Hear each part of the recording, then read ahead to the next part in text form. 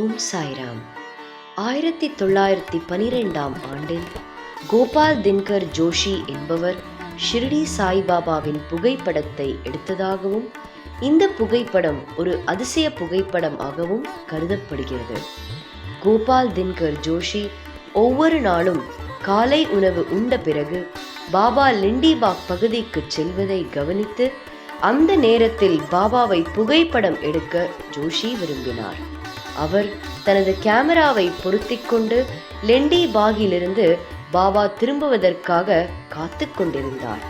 இதை செய்வதற்கு முன்பு அவர் தனது புகைப்படத்தை எடுக்க பாபாவிடம் அனுமதி கேட்டார்.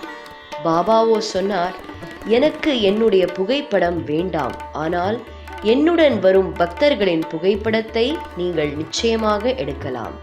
லெண்டிபாகிலிருந்து பாபா திரும்பியதும் அவர் சாத்தேவாடா அருகே சிறிது நேரம் நின்றார்.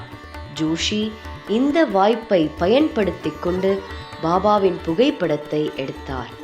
இதை பார்த்த ஷியாமா ஜோஷி தனது புகைப்படத்தை எடுத்ததாக பாபாவிடம் கூறினார். மீண்டும் அதே கருத்தை கூறினார் பாபா. என்னுடைய எந்த புகைப்படமும் எனக்கு தேவையில்லை, நான் என்ன செய்வது ஷியாமா?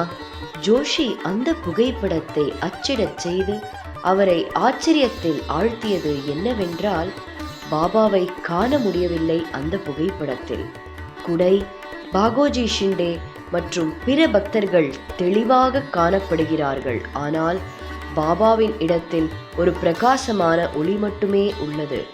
இதை கண்ட கோபால் தின்கர் ஜோஷி, ஷியாமா மற்றும் பிற பக்தர்கள் மெய் சிலிர்த்து போய்விட்டார்கள். ஆஹா, இந்த மகிமையை கேட்டு ரசித்து இந்த அற்புதமான புகைப்படத்தை பார்த்து மகிழ்வோம். ஓம் சாய்ராம்.